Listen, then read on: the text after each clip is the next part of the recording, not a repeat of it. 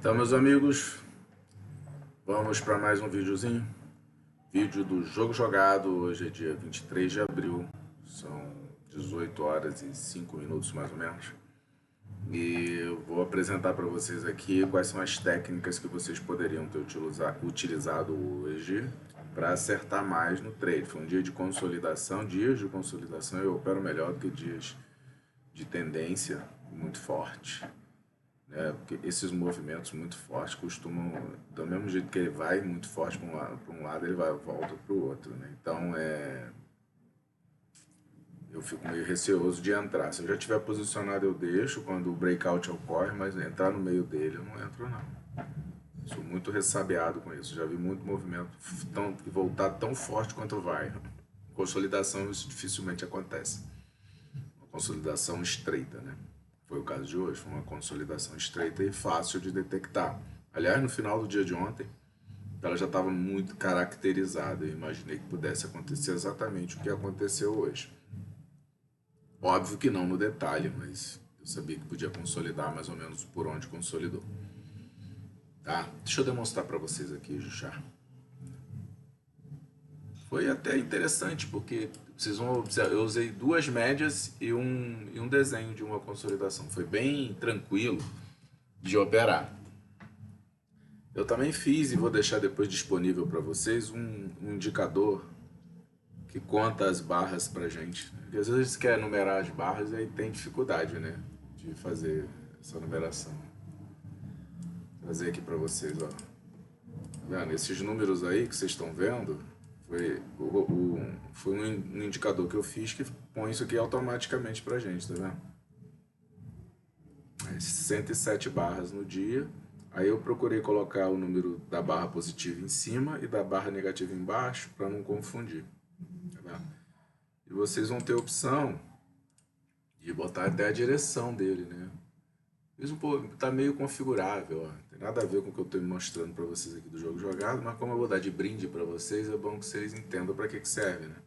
Tem muitos setups baseados no número do candle, né? Por exemplo, ó, você pode dizer aqui que é, ó, em 90 graus, tá vendo? Vamos lá? Ele já colocou tudo aqui em 90 graus. É interessante esse setup, porque setup não, essa numeração, porque você tem que fazer na mão, na maioria das vezes. E tem algumas tomadas de decisões baseadas na quantidade de barras. Por exemplo, existe uma teoria criada aí pelo Al Brooks no método Price Action que diz que a 18ª barra do dia, ou seja, essa aqui, neste momento aqui, você tem 90% de chance de ter encontrado a mínima ou a máxima do dia. Significa dizer o quê? Teoricamente, se você começa a deixar essa região aqui para trás, como foi o caso aqui, ó, você está teoricamente numa tendência de alta. Da mesma forma que depois de chegar na 18ª barra, você, né, começa aqui no caso, ó, já estava bem claro, ó. A 18ª barra, o fundo estava aqui, teoricamente isso aqui ia formar a máxima do dia, né? Aí ele veio e formou uma nova mínima, mas começou a deixá-la para trás, tá vendo? Então você poderia, com base nessa informação, pensar tanto aqui em comprar, quanto aqui em comprar de novo, entendeu? E a teoria, ela se estende, né? Quanto maior a barra, maior que eu digo a numeração, né? Maior a probabilidade de você ter encontrado ou a máxima ou a mínima do dia. Por exemplo, na barra 42, isso deve subir para 93, 94% de chance de você ter reconhecido tanto a máxima, nesse caso, quanto a mínima do dia. E aí quando ele deixa essa mínima para trás, você entende que ele pode buscar a máxima e fazer outra máxima, se for o caso, que foi quase o que ele fez aqui, tá vendo? Então vê que a mínima do dia está na barra 42 e a máxima do dia está na barra 23. Né? Então, foi só ilustrativo. Bom, mas vamos ver. O dia finalizou ontem eu desenhando essa consolidação. Vocês podem olhar no jogo jogado de ontem. Eu até comentei que eu operaria baseado nela, junto com esse canal que já estava desenhado aqui, tá vendo? O canal de baixa desenhado aqui que eu já tinha desenhado. E estava operando esse canal de baixa até ontem. Só que o que aconteceu ontem no fim do dia? Quando eu vi isso daqui é uma repetição do fim do dia de anteontem, né? De terça-feira, desculpa. Tá bom? Uma consolidação bem lateralizada no fundo do canal. E, o fim do dia, e no dia seguinte ele subiu, só que ele não consolidou na alta. Ele fingiu que ia consolidar na alta e desceu mais. Hoje eu pensei, ele deve fazer algo similar, mas não deve voltar para o fundo do canal porque os búfalos estão chateados, estão querendo levar o preço para cima.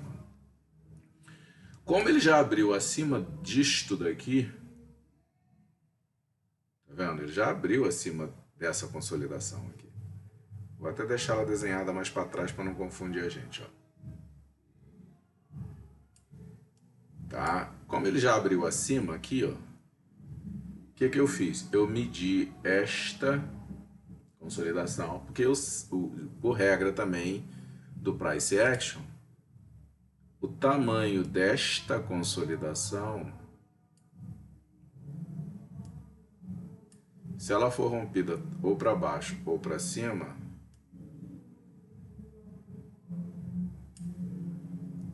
é para onde o preço vai. Então o que eu fiz? Eu desenhei essa linha aí que vocês estão vendo e coloquei a máxima aqui, ó, o tamanho, né, da consolidação, tá vendo? De abril aqui. Só que ele já abriu muito alto para eu fazer uma compra, porque ele já estava mais ou menos, apesar que ele ainda estava na região de compra da consolidação, a máxima dele veio aqui, eu não saio comprando logo no início do dia. Ele fez isso, voltou, fez aqui.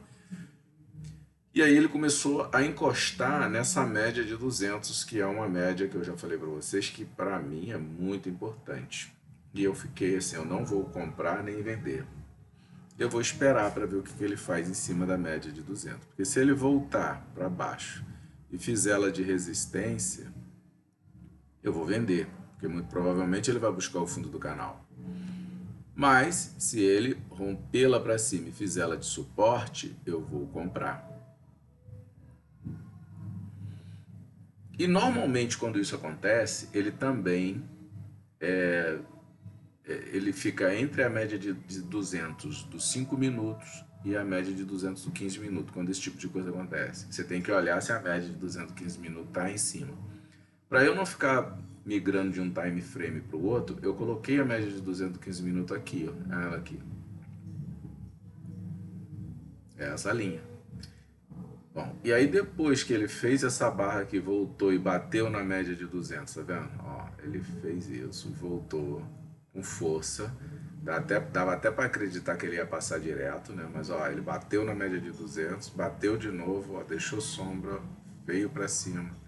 E esta barra aqui teve a máxima rompida. Com uma sombra gigantesca aqui embaixo. Eu comprei aqui. Foi minha primeira operação do dia. Foi uma compra aqui, ó. Bom, e aí eu realizei bem aqui o fechamento dessa barra. Por quê? Porque estava acima da média de 200 do 15. E ele já tinha deixado esta sombra enorme. E eu falei, isso não vai longe. E também ele tinha batido no topo da consolidação, tá vendo? Ou seja, 100% do tamanho disso daqui é esse retângulo aqui. E aí eu comecei a operar assim, né? Eu só esperei ele ter dificuldade, ficou com essa dificuldade aqui, né? De sobe e muita indecisão. Mas quando perdeu a mínima aqui, ó, na média de 200 do 15 minutos, eu vendi. Aí eu comecei a comprar, óbvio, toda vez que ele batia na média de 205, tá vendo? Bateu aqui, eu comprei. Ele voltou nela, eu não saí dessa operação não. Eu até fiquei aqui um pouco, eu deveria ter saído aqui. Não saí. Até porque ele bateu no topo do canal, tá vendo? Só que ele não estava respeitando mais topo de canal nenhum, né?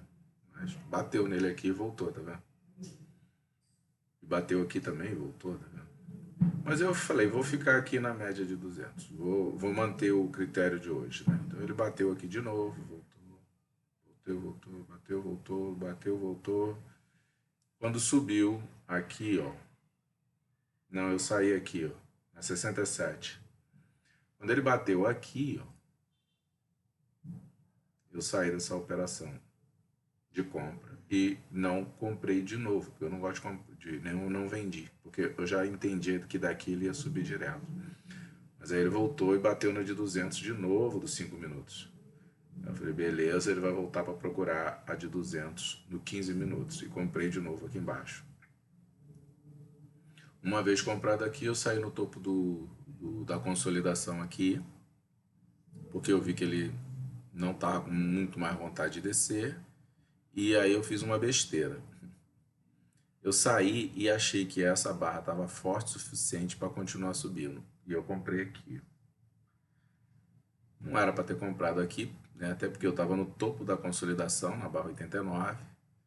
E ele começou a fazer essa escadinha de descida. Isso aqui é uma demonstração de força, ó. As mínimas, as barras fechando nas mínimas, tá vendo? Ou abaixo da metade do tamanho do corpo da barra.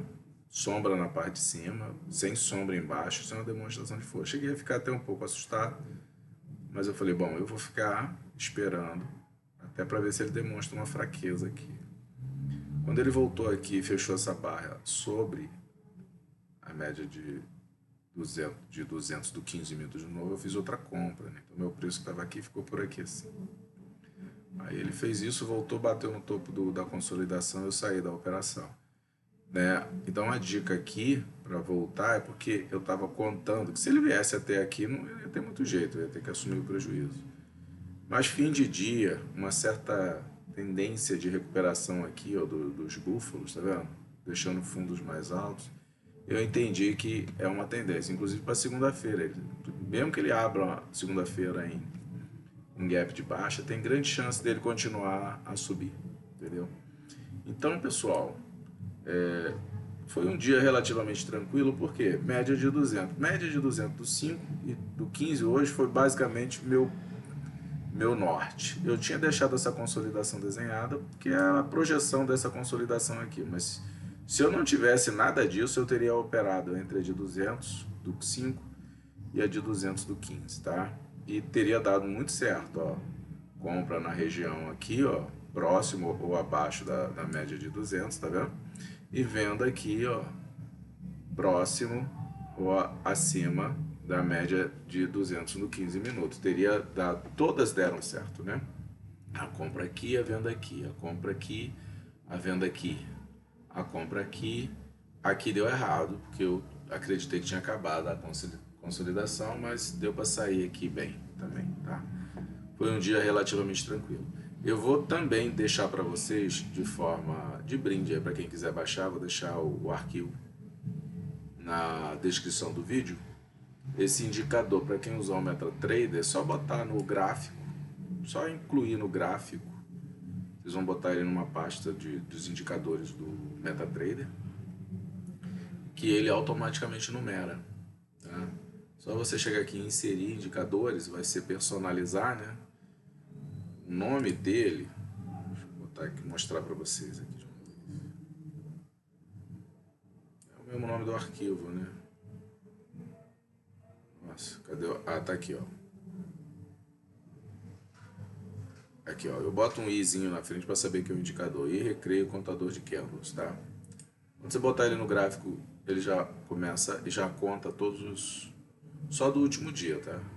Conta todos os candles, porque não faz sentido. Você vai estar operando o intraday no gráfico de 5, 10, 15 minutos, meia hora, e ele vai contar quantos candles se formaram. Vai botar um número lá, tá bom?